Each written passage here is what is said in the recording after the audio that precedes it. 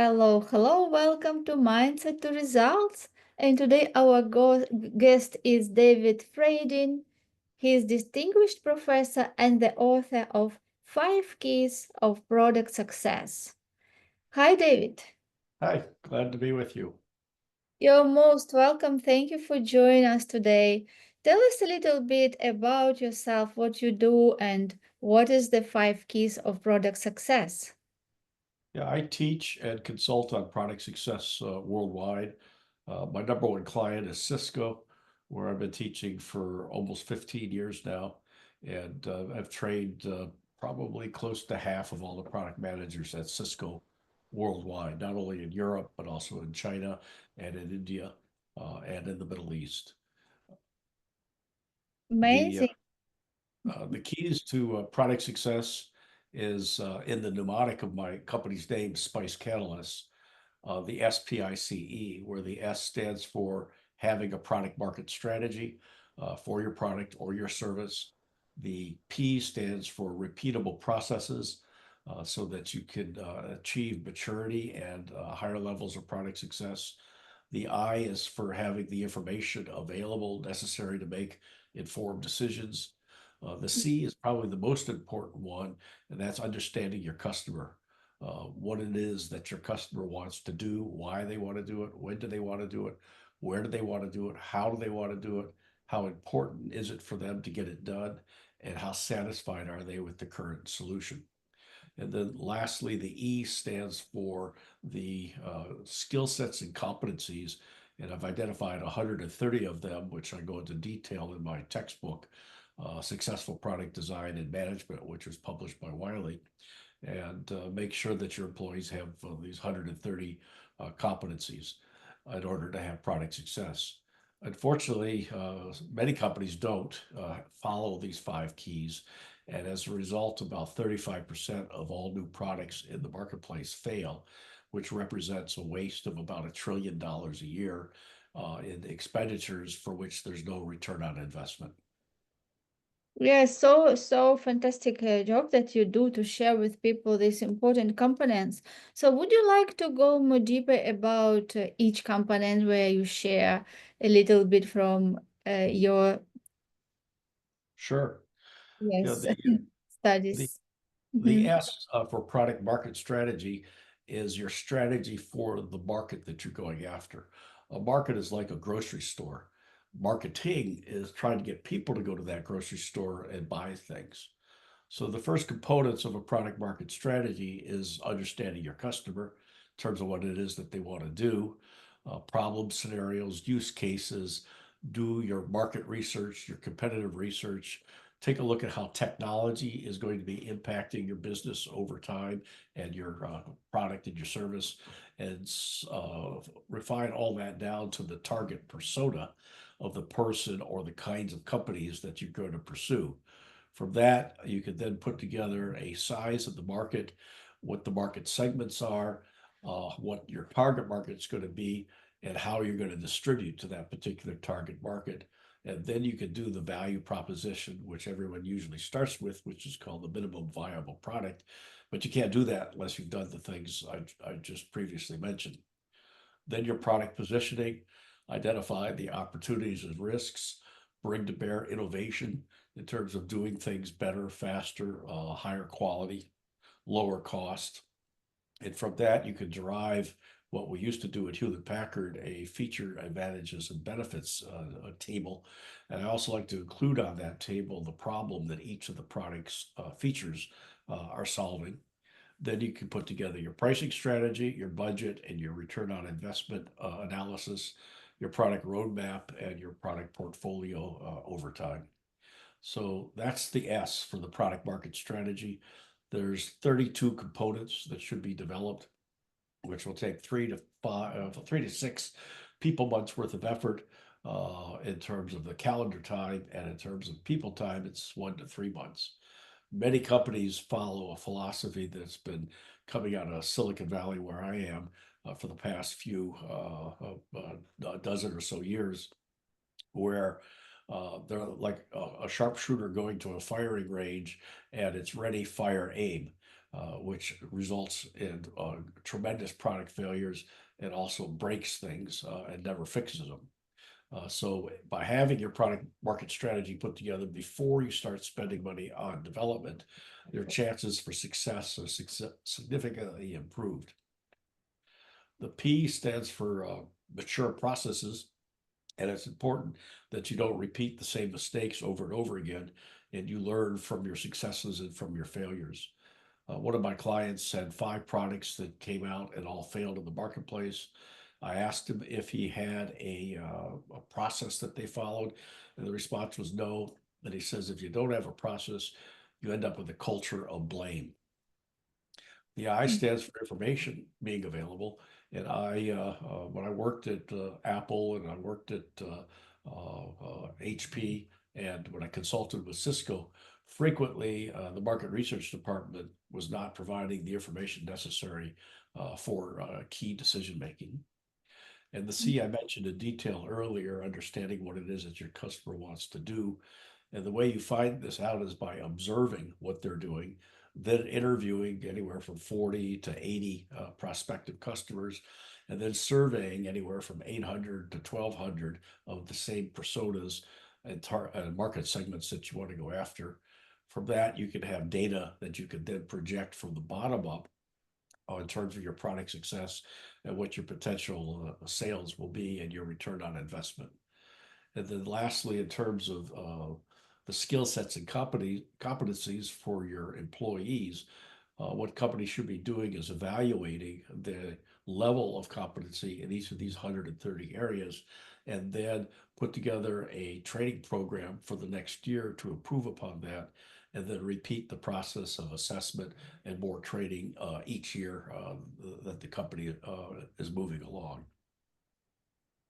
Yes, this is a very comprehensive process. Yes, like all this, when people just start business, they can feel overwhelmed because there is so much to take care of.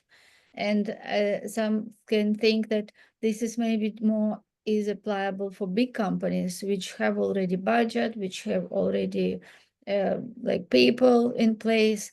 But what about for small companies when people are entrepreneurs or maybe want to shift from corporate world to start their own business? What is for them important? Maybe coaches, consultants, or other people who maybe don't have big budget in the beginning to do all this wide uh, marketing research with so many people, as you mentioned. Well, even for a one person startup, they have to do what I just described, or they're going to fail. They'll end up throwing away all their money. Back in 2003, for example, I got credit for shipping the first advertisement on a cell phone. And I had my cell phone games developed for Nokia phones and put together a sales organization to sell ads in these games. And if after I'd already spent my money on the development for Nokia, I found out that there was only 2 models of Nokia phones being sold in the United States, but my distribution for advertising revenue was advertising sales in the United States.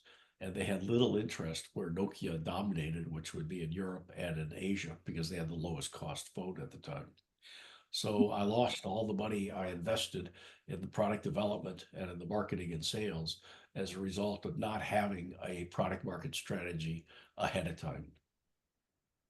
Yes, yes, we have to make sure that there is the demand in the market for the product. Although we can see that the product is very important and we can think that everyone just needs this product, but if we don't do marketing research, we don't know. Yes.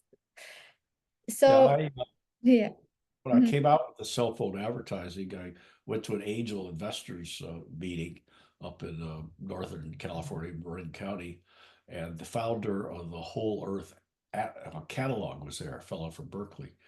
And when I was done with my presentation, he stood up and says, "I don't want advertising on my cell phone," and discouraged the other angel investors from investing in it.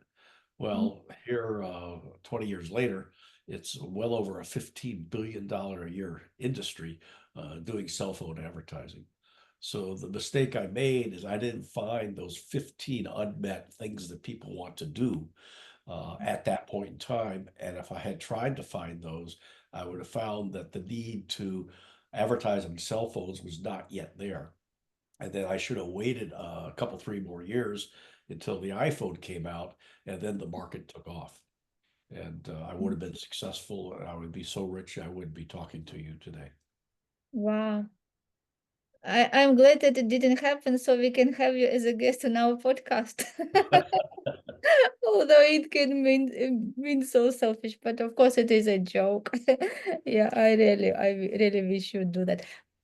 Yeah, sometimes we have that ideas as you said, maybe timing is not right. Yes, maybe timing is not right. And yeah, I had another experience when there was one company in US. It was called Iwawi, with amazing idea with video conferencing and video emails, where we could just like have template for video, and we could choose from library, read different templates, and just sit in front of computer, record video, and just send to all the email list. It was so great technology. And at that time, for some reason, this company was not successful. And then few years later, Zoom came up, and we know what Zoom is now. But that company was before Zoom, and it was again video conferencing, such amazing, and not only like Zoom conferencing, so many different tools to create emails, to send video letters. Yeah, amazing product. But again, when you shared your story, it reminded me about that company, which uh, What was that company? it was called Iwawi. And what year? What year? It was 10 years, about 10 years ago. Yeah. Yeah, the very first video conferencing was WebEx, which was an independent company and got acquired by Cisco. And a lot of people at WebEx got frustrated and they left, and that's when Zoom got started. And of Yes, course, all that. Mhm. Yeah, Iwawi started, I will tell you, Iwawi started 12 years ago, yeah, about 12, 13 years ago, and they were 3 years in the market. And then I think 10 years ago when they left the market, yes, they couldn't continue, because also another thing that they choose maybe the wrong model. They choose a network marketing model. And then it came to leaders, and those leaders just messed everything up because of the greed. When company makes good progress, leaders become greedy. They want to start changing the compensation plan. Like it was one compensation plan, then they wanted to make more money, so they convinced the owner of company to change it to binary. And so this is how the company just collapsed here because of this. I think because of this model. Yeah, and because they had teams, yes, those structures which they built, and they had influence. They started influencing the owner, and I think this is how it didn't work. But the idea is so powerful, and many companies would use that email service, sending emails, and it is still nobody using this, which they offered. Like we have Zoom, but we don't have that service which they offered. Yeah, maybe somebody else will bring it. I know personally the owner of that company, and I know that he doesn't want to do that again. Yes, unfortunately, he has some health issues, so yeah, but it was really great idea. And I just think how many great ideas, those inventions which could make our life even brighter, and we will have so many opportunities if people who had those ideas could find the right way how to bring their product in the market at the right time with the right strategy. Yeah, because I just can't imagine how many people had those brilliant ideas and just gave up because they failed initially, and then they didn't have courage to continue. As you said also, you got rejected with those guys who didn't see the future for that project. What was the reason that you didn't continue? Why you didn't just go and look for other opportunities to get investment? Well, the name of the company at the time was Maui Games. So we changed the name of the company to AdSell Media, meaning advertising on cell phones, media, and pitched it to a number of venture capitalists. I even paid one guy $15,000 with the promise that he would introduce me to investors, and he took the money and ran, and he didn't introduce me to anybody. So it just the 15 unmet needs that I needed to find were not there yet. I was still a couple 3 years early in the marketplace, Mhm. and So, by the mhm. time the iPhone came out, I needed to go find another job. Ah, I see. Yes. Yes, this is some realities. Yes, some realities of life make people forget about their dreams. Yeah. So, what if you would go that if you would have chance to get back to that time, what you would do different? I would have waited. I would have done something else, and I would have did observations like every 6 months to see if those 15 unmet things to do that companies wanted to do have evolved. So you can know when your market window opens up when you have those 15 things, and you know your market window is not yet opened up, or it's time to convert to a cash cow where you just milk the profits from the product or service when those unmet needs are being satisfied by multiple other organizations. Like in the case of Zoom, WebEx is still out there, although I haven't heard anything from them in a long time. And then there's like StreamYard and Studio and two or three other podcasting recording services, but it's not like, for example, when I got started in the hard disk drive business as the product manager for the first hard disk drive on a computer at Apple, and then became the company's mass storage planning manager. There was almost 100 hard disk drive manufacturers out there. Now it's down to three or four big ones, which typically happens in all marketplaces. When the automotive industry started, there were dozens of companies that built automobiles. Now it's down to about a half a dozen to a dozen on a worldwide basis. So um, listening for and watching for when the unmet needs are all there and when they go away is critical to knowing when to start the company, when to introduce the product, and when to exit the market with that particular product. Yes, yes, so true. And when you look back, you when Zoom came and all this Apple came and all those games on Apple came, and you understood that you missed the chance, yes, because you were not so much persistent. Yes, you were not persistent. So, do you know what was the reason that you just quit that idea and you shifted your attention to something new, to another activities, and didn't pursue with this one? It was following the path of least resistance.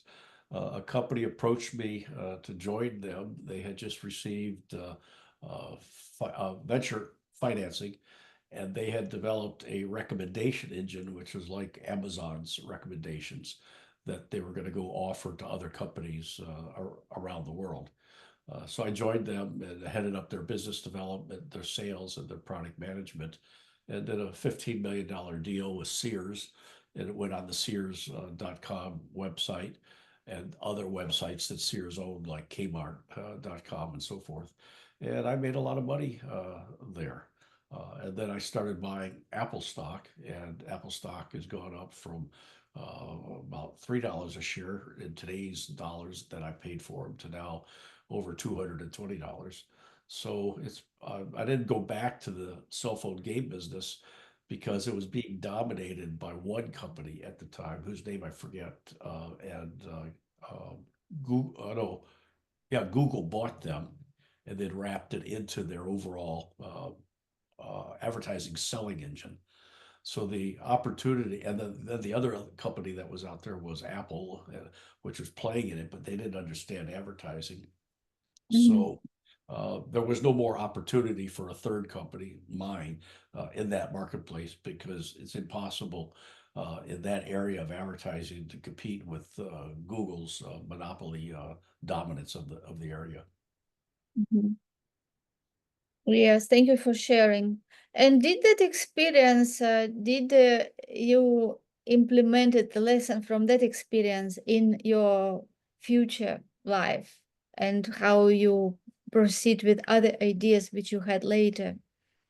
Yeah, well, based upon that, then in the late 2000s, I joined a company that taught product management and product marketing, and they had licensed the intellectual property from a company out of, I think, France, and they were paying like a 50% royalty to use their trading.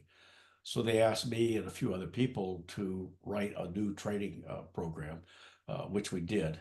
And that's when we went out and trained. I went out and trained the Botswanian Telecommunications Company, the Capital One Bank. My people trained Kaiser, Diebold, Nixdorf, and other companies around the world. And then I had a falling out with the president who had promised me profit sharing. And after I sold about $800,000 worth of training and services, he said, we're not going to do profit sharing with you. And for example, the Capital One Bank trading, it was $35,000. I got paid $3,000 and he kept the other 32,000. And I thought that would be okay at the time if he would do profit sharing. So I left and then I started my own company. And as I researched and writing new courses for Cisco and for other companies, I discovered the 5 keys to product success that I talked about earlier. And that's what I'm focusing on now. Mhm. Yes. And how was about making decision at that time when you had to decide to quit something that already you know that works and you already have success there and you wanted again to make decision to start new from scratch? What helped you to make that decision? The key is values. One of the things I noticed that when I was at HP and at Apple, that they had a set of values, the HP way and Apple values, which my values agreed with. And in other or those organizations that I had alignment like that, I thrived. I was very happy. And the ones that did not share those values, like that particular organization, it was the founder's greed, and I was not greedy. That conflicted with my values. And so as a result, I quit and I felt better the next day. Or if I tried to hang on some places where my values were incongruent with the company's values, then I sometimes would get fired and it'd be like a mercy killing, and I would feel better that way. So that was the key dissonance that caused me to make a change. Yes, yes, values are so important. Yes, and as you said, it is important to put ourselves first. Yes, and not only to follow what we know or logic or some other ideas which come from our mind, I mean from conscious mind, but also listen to your feelings. Yes, listening to your intuition and feeling, listening to that voice, little voice, how you feel. Yeah, because we always know what is good for us and not what is not good for us. And sometimes our conscious mind is our brain. Is like conscious mind, which is all conditioned to think logically and just be safe and do what we know. It says one thing, and our intuition says different thing. Yeah, and how we feel. And many people are conditioned to go for logic, and they sacrifice their like even confidence and self-respect they sacrifice for something that they can think that they tangible results which they can get. Yeah, but how was in your situation when you decided to say yes to yourself and to stay faithful to your values? How did it impact it when you quit that company? I felt as if there was a huge load lifted off my shoulders. Mm. I felt freedom. I felt I was able to be true to myself. And I advise people, for example, a friend of mine that was my property manager for my Maui vacation rental, and the image you see behind me is the view from the balcony or the lanai of that vacation rental. He left that job and moved to the Oakland, California area near me, and I had lunch with him, and I suggested that that in my study of values, which I did for my book, Building and Sailing Great Products, what I did is I went back and I looked at the 500 Fortune 500 companies that existed in 1985, and I made a column. Did they have values? Another column, did they follow values? And another column, are they still in business? And about 300 of them did not have values or did not follow their values, and they're no longer around since 1965. So I said, I wonder if this would apply to me personally. So I made a list of the 25 organizations that I've been associated with over the years, and a column, did they have values? Did they follow those values? And did those values map into mine? And without exception, those that had values and followed the values and mapped into my values, I was happy at, and I thrived, and I got promoted. I joined Apple, for example, as a lowly little product manager in the peripherals division, bringing the first hard disk drive to market, and moved my way up through management to becoming the group product manager for the Apple III, and then the independent business unit manager for the Apple III. And was able to generate enough profits to not only help finance the Macintosh development, but also to keep 1,000 to 1,500 Apple employees employed off the profits of that product that I was responsible for that product line. So that fellow, the property manager, went out on a job interview, and I told him to, after they are done asking you questions, you ask them, what are your values? And the hiring manager did. They ended up talking about values for about 4 hours. They hired him, and he said he's never been happier, and he's been thriving in that company ever since. And that's been like 10 years ago. Wow. Yes, it is so good to see people who can speak so long about their values. Yes. Yeah, because this is, I think, what really make people fulfilled. Yes, like living with when they are aligned. Yes, when their beliefs aligned, when they do what they love to do, which is it is aligned with their values and with their goals. Yeah, this is what really makes people so passionate about what they do, and I think they hired him because of that. Yeah, because they see that this is person who really loves that, and his values are matching company values, and this is that he will do the best. Because when people love what they do and they're passionate about this is how they will be inspired to speak about their values. Yes, and this is how they will do their best. Exactly. So when people start their business, I think that it would be good lesson from our episode, yes, to start even before we go for 5 success principles of product. Yes, that they will address their values, their principles, their standards, their mission, to know exactly why they do this, not only for the owner of company who organizes and creates this business, but also that it will be easy to understand everyone who will come to work with him, because people who come to work for the company, they should know why they do this, and they should get also passionate. They had to get also inspired with the company mission. So they know that what they do is valuable, that they produce something really good, that it creates value, it is appreciated, and it will affect the way how they show up. Yeah, because if people understand the value, they will show up the best. And it doesn't matter even what they do. It can Now, be any job. for example, one of Apple's values is empathy for the customer. Mhm. And that comes out in their products and the ease of use of their products and in their product support. And companies that, for example, that don't have empathy for their customer do not gain the kind of company and product loyalty that Apple has.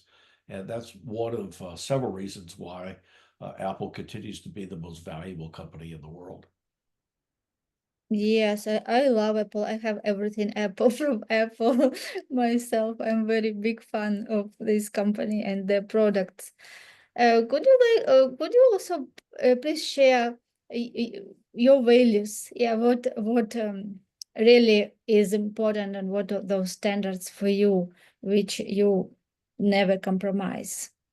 Well, I put together a list of Apple values and a list of the HPUA, which is the HP values. And then I added a few more that I support. And they're on my website, on the spicecatalyst.com website. It's fairly lengthy, but it's things like good management, empathy for the customer, um, uh, understanding your users, making a positive social contribution. I believe if companies are given the right to make a profit, they also, by society, they also should be giving back to society. Innovation, team spirit, vision, individual growth, reward. And whenever anybody comes to work for me, I tell them do the best job that you can, and it's okay if you make a mistake because as a flight instructor, I know that people that make mistakes trying to learn to fly learn faster and remember from their mistakes. And then I said, the second thing is tell me where it is that you want to go for the rest of your life. And I will try to help you get there. And if that means you'll continue working for me, great. If that means you'll leave in a year or so, you'll be happier because I'm helping you achieve your personal goals. So those are some of the additional values that I added to the list. Uh, and in that example that I told earlier, where I left that company over the profit sharing, I had shared with that founder president my set of values, and he adopted it for that company. But he refused to have a meeting of all the people in the company and talk about the impact of supporting those values and following those values. Yet when I joined HP and when I joined Apple, the first day is an orientation session, and they spent an hour or two or three on values of the company and had roundtable discussions where we would go around the room and ask people, what's the impact of these values on you? So Mhm. how you integrate it into the DNA of your organization. And then you combine those values, as you mentioned earlier, with your vision for the company. And the two together becomes the mission statement. And then Mhm. everyone is on the same page as to where you're going, what your mission is. And the way you're going to get there will be by following those values as you go on that journey. Yes, yes. This is so important that everyone will know because when they come to work, it immediately will be like they will set to that state, yes, because they know the values, so they just enter company and they already know why they're there and what are the values. And when they know this, and not just know at the level of knowing, but really feel, yes. So I think that this is very important to make people feel appreciated and feel that they do really very good job, something that very important that people need that impacts the world. And because everyone to be important, yes, everyone is the most important person for themselves. So everyone wants to be appreciated and feeling that proud that they really do something important. Agreed. Yes, and last question before we wrap it up. Last question that I wanted to ask you. How important is believe in yourself? You mentioned some situations here from your life experience that yes, first one, when you quit your idea, yes, maybe how it was related. Did you really believe that you could do it? Did you really have it as a big goal, or you just thought that it is good idea and let's see if it works, it works, if not, if not? Because our attitude is how we uh, see the like how we see the goal and how we have patience to that goal, it will determine results. Yeah, so let's speak a little bit about this before we wrap up this episode. Well, when I was a teenager, I joined an auxiliary of the U.S. Air Force called the Civil Air Patrol, and learned about leadership and moved up in the ranks all the way to the rank of major, which is just below lieutenant colonel. And the squadron commander, an adult, picked one person to be the commandant of cadets. And I and three or four other people didn't feel that kid was competent and that it was being selected solely based upon his interpersonal relationship with the commandant. So I and they spoke out against that, and he demoted me from major to captain. And I thought about that for a little while because his values were not mapped into mine. And I carried around something I'd written on a little piece of paper in my wallet during that time, and for at least 10, 15 years afterwards. And it said, "To thine own self be true." And I could not uh, be involved in that environment that this squadron commander created. I spoke out about it. I got disciplined. I also had the opportunity to walk out the door and never go back again. And I took my learnings from there with me about leadership. My first 15 hours of flying time, which they gave me as a scholarship, and went on from there. Mm. Yes, I think that this is the best thing that people can do for themselves. Yeah, but when they don't compromise their values, when they respect themselves and they love themselves and they put themselves first. Yeah, because if you betray yourself, you cannot feel happy. Yes, you cannot feel happy. You cannot feel good even in your body. Yes, because you are you and you want to live according to your standards. Yes, and this is really important. I think for everyone who is listening to this episode, this is important because when we start business, there are so many challenges. Yes, and it all depends on the values. Sometimes people think, oh, maybe I have compromise here or there, but it will not take you far if you compromise. That's why setting your values and standards. What are your standards? Because if you have high standards, you will not accept anything less. Yes, and this is how, if you resonate at that energy from that standards and you start thinking and making decision from that, is denying what is lower, you will get result because you will become that person. You will start thinking, feeling, acting at that person because this is who you created image in your mind. And because you become that person inside, this is how your results will start matching to who you are. Yeah, because it is not that we are as we are and we want it other results yes, which don't match. We our reality and our results is always reflection of who we are inside. Yes, that's why it is not the way to compromise, but to have really, to have that big goal, knowing your value, knowing why you want to do it, and that it is really have impact, have value, and you can never be wrong. You can never fail. Exactly. Very well. Yes. Yes, thank you, David, so much. I really enjoyed our conversation, and I'm sure that people who listen to us also can learn so much from you, from your experience and what we just discussed. Thank you so much for being amazing guest.